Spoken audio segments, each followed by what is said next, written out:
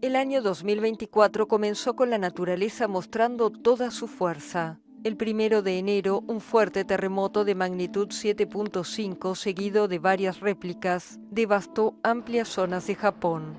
Hubo más de 150 víctimas confirmadas y daños estimados en más de 17 millones de dólares.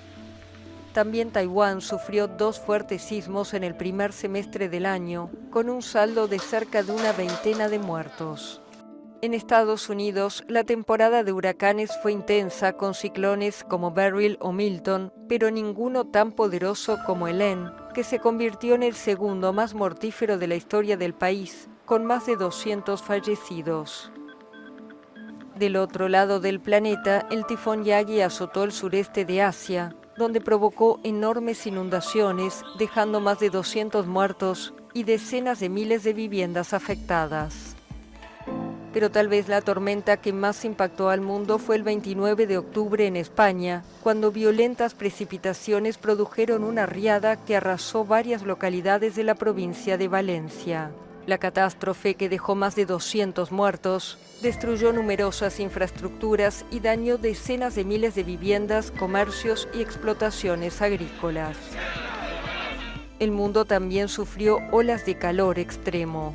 En Arabia Saudita, durante el Hajj, la mayor peregrinación del Islam a la Meca, más de 1.300 peregrinos murieron debido a las altas temperaturas. Luego de 14 años recluido, primero en la Embajada de Ecuador en Londres y después en una prisión británica, en junio Julian Assange fue liberado.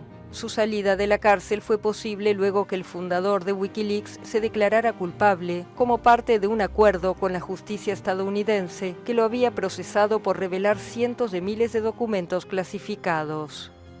En cambio, el destino reservado al ruso Alexei Navalny fue muy distinto. Encarcelado desde 2021, acusado de extremismo, el principal opositor ruso murió en la prisión conocida como el Lobo Polar en Siberia, una de las más duras de Rusia, donde cumplía una condena de 19 años. Estados Unidos y la Unión Europea responsabilizaron de la muerte al gobierno de Vladimir Putin, quien lo negó. En 2024, Rusia fue escenario del atentado más mortífero reivindicado por el Grupo Estado Islámico en Europa.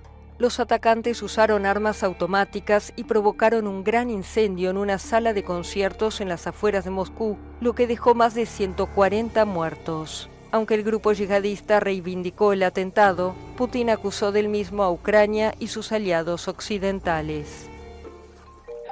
Casi la mitad de la población mundial fue llamada a las urnas en 2024 para elegir a sus representantes. En India, el país más poblado del planeta, el primer ministro Narendra Modi ganó las elecciones generales, aunque perdió la mayoría parlamentaria. Otro líder reelegido fue el ruso Vladimir Putin. En el poder desde hace 25 años, recibió más del 87% de los votos en una elección cuestionada por las potencias occidentales. El único opositor que intentó disputarle el poder vio su candidatura invalidada por la Comisión Electoral. En Reino Unido hubo cambio de rumbo. El Partido Laborista se impuso a los conservadores con una victoria aplastante y Rishi Sunak fue sustituido por Keir Starmer como nuevo primer ministro. En Francia el año fue difícil para el presidente Emmanuel Macron, quien adelantó las elecciones legislativas tras la aplastante victoria de la extrema derecha en los comicios europeos. Las elecciones dejaron una Cámara Baja dividida y Macron convocó al conservador Michel Barnier para formar un gobierno de unidad. Pero tras menos de 100 días de gobierno, fue tumbado por los diputados. En Irán fue una tragedia lo que obligó a celebrar nuevas elecciones. El helicóptero en el que viajaba el presidente Ebrahim Raisi se estrelló en una zona montañosa en medio de una densa niebla. En las urnas, el reformista Masoud Pezeshkian se impuso al ultraconservador Said Jalili y fue elegido presidente de la República Islámica. Pero todas las miradas estaban sobre las presidenciales en Estados Unidos, que confirmaron el regreso de Donald Trump a la Casa Blanca. El republicano obtuvo una victoria aplastante por sobre la vicepresidenta y candidata demócrata Kamala Harris. Es el primer republicano en 20 años que gana el voto popular y su partido controlará además las 2 cámaras del Congreso. Un cierre perfecto para el magnate tras un año marcado por batallas legales, en el que fue declarado culpable de fraude fiscal por los pagos a la ex actriz porno Stormy Daniels, lo que lo convirtió en el primer expresidente estadounidense condenado penalmente. Pero en una decisión sin precedentes, el Tribunal Supremo concluyó que un exmandatario goza de amplia inmunidad penal. La campaña hacia la Casa Blanca estuvo además marcada por 2 atentados. El más peligroso ocurrió en Pensilvania cuando un hombre abrió fuego, hiriendo a Trump en la oreja. El tirador y un espectador murieron y 2 personas resultaron gravemente heridas. 2 meses después, cerca de su casa de Mar-a-Lago, el personal del multimillonario denunció haber oído disparos mientras Trump jugaba al golf, y un sospechoso fue detenido.